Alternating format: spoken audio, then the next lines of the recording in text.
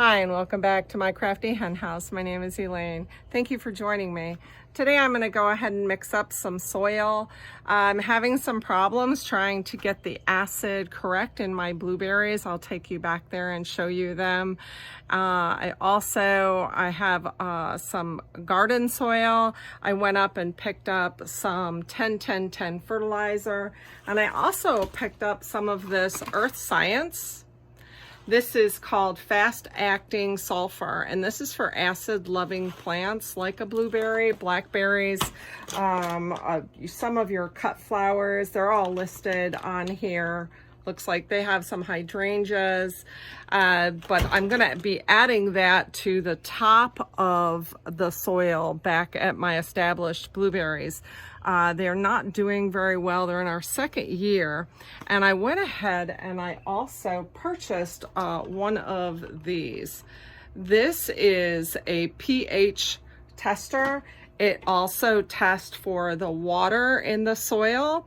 It tests for the pH level, and it also tests for the lightness that your soil's getting. But I specifically bought it for the pH, testing the pH. I don't want to go and get samples and send them away and have them tested. I wanted to try to get a generalized reading on all of my soils from the get-go. So what I came up with is my soil is reading about 6.5 to 7.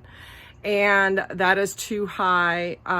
We have to drop that down for blueberries and blackberries. They like to be around a 4.5, 5.5 in their pH level. And so this is going to help. But what I thought I would also do while I'm at it is go ahead and I'm going to mix up some garden soil. I'm going to add in some mahorganite, and then I'm going to put the sulfur on the top. The 10-10-10 is for the other plants that I'm going to throw a little fertilizer on. And I'm going to take you up and I'll show you my little raised bed garden. So this is where I put my raised bed, my most current one, my green stalk. I'm going to be putting some new soil in that as well. This has collard greens, tomatoes, and peppers.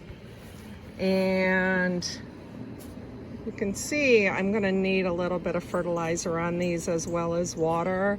The tomatoes are doing really good. Even got some little babies down there. And then tomatoes, these are beefsteak, and then collards. I've never grown collards before, but they seem to be doing really good. If you remember, this one back here was broken off and it's starting to come, but our soil is just so dry down here. So my real challenge is trying to get a soil blend that I can go ahead and put on top of that soil. And I've got to make sure that I put enough peat moss and perlite in there to kind of retain a lot of the moisture over the summer. You can see how dry that soil is starting to look, and we've had plenty of rain. So let me show you into here. This is my already established, the sweet potatoes, the basil plant did not make it. The spearmint's doing well. Italian oregano's doing well. Onions. And I had put this fencing over top of my broccoli. And as you can see, they decided to get up underneath and ate my broccoli. So I'm going to drop the fence back down and see if some of it will grow. The 3 that I had over in this area, they completely chomped down, so they no longer exist.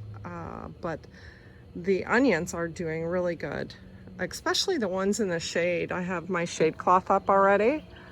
They're doing really, really well. These ones over here are a little sparse, so that tells me that they prefer to have some shade. So I brought you over here where I have all of my orchids hanging in my oak tree underneath the canopy, and they're just doing so nicely. I actually picked up 3 more planters today. And this is my little gardenia.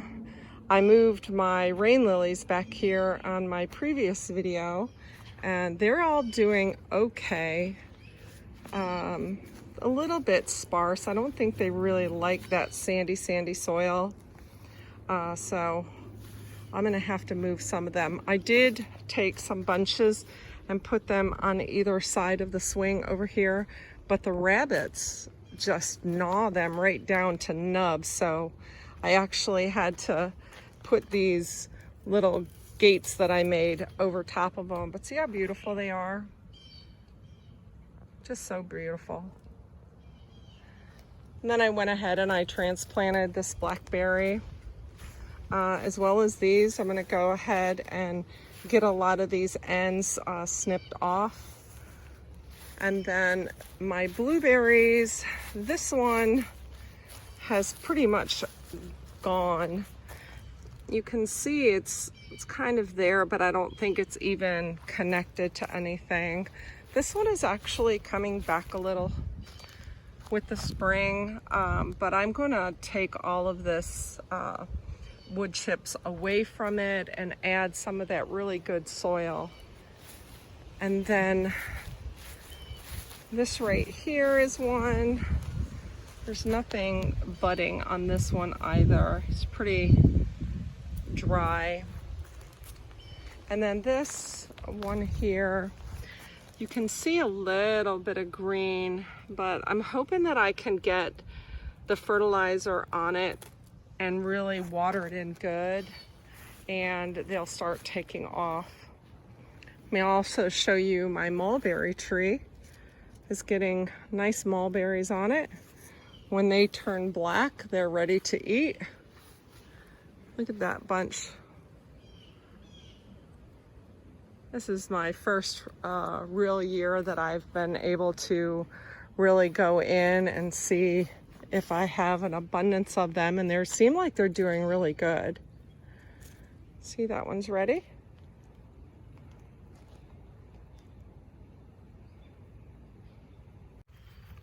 So I'll walk back up and get started on mixing those soils. I'm not going to plant in them today. I'm gonna let it sit overnight, and then we're getting pretty late in the day, and I don't want to bring my small plants out and get them put in this hot sun. Oh, and that reminds me, I haven't shared with you my new purchase. So these are my new little darlings. There are grapevine. I have 7 plants in here. There's 3 different blueberries. I have a pomegranate that'll grow into a 10-foot tree.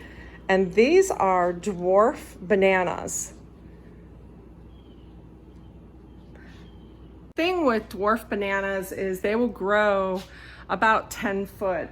You don't want to place them really close to each other, and what happens is they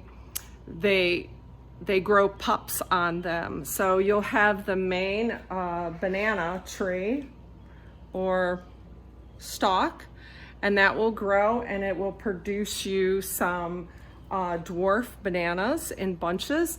And then what happens is once they generally start producing, they will shoot off some little pups, and those pups you can take off when they get big enough, and you can actually transport those to new pots and continue to grow more and more banana plants. And I think I'm gonna plant them out in the sun, somewhat sun shade. They don't like a lot of sun, and they do well in some shade, so I'm gonna plant them out back as well. The papaya tree, of course, I'm not gonna see anything from that for at least 3 to 5 years. And then the blueberries, they actually need to have cross-pollinators. Some of them will do really well if you put different types of blueberries next to them. So I have a jewel I have a top hat, and there's one other one. I don't see the name right offhand. Oh, an emerald blueberry. So because I struggled so much trying to get the soil correct, I realized that I really have to get the soil correct first, let it really set up good before I put these blueberries out there in soil that's not gonna help them survive. And then the grape, that is a muscadine. That's just like the one I have out front. That is actually starting to get some leaves on it. And I'm gonna go ahead and plant that about 10 feet away from the current one, probably next to the pole. I'll share with you also my magnolia, my beautiful magnolia. It's so full of blooms, so pretty. I actually received that magnolia as a Mother's Day present from my boys many years ago. And it blooms all around Mother's Day, so I'm really excited about that. And the last thing I'll show you today is my powder puff tree. My powder puff tree is just beautiful. The hummingbirds actually love the powder puff, so do the bees, but I'll also show you another critter that I've been getting.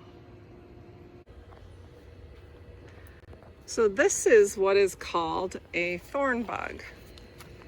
If you can see them, they're right there on the vine.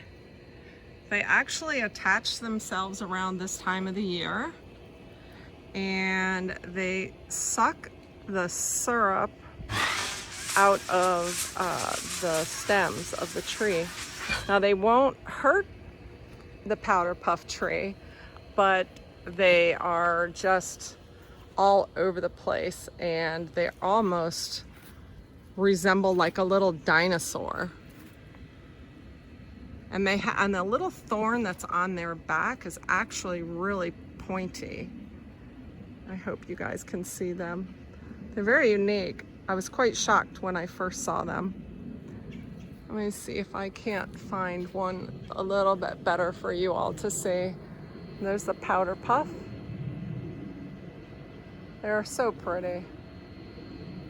But the thorn bugs, they love the sap that comes out, and you can see on the leaves how they kind of look a little glistening. That is from them getting into the plant and getting the sap. Let me pull this one down and see if I can show you in the sun. And there will be, that's all the babies. So they're quite unique. So I thank you so much for joining me. I'm gonna go ahead and I'm gonna get all that soil mixed up. Tomorrow will be my planting day, and I'll fill all my little pots up and get my new plants planted in them, and get some acidic fertilizer around the blueberries that are existing, and hopefully I can keep them alive and get the other ones planted back there if not. But I thank you for joining me. I know this video was a little bit all over the place, but I haven't seen you all in a while, and wanted just to get on and share with you what's been going on down here in sunny South Florida. And I just pray that you have a wonderful day, a blessed day, and a wonderful weekend ahead. Until next time, thank you so much for joining me. God bless.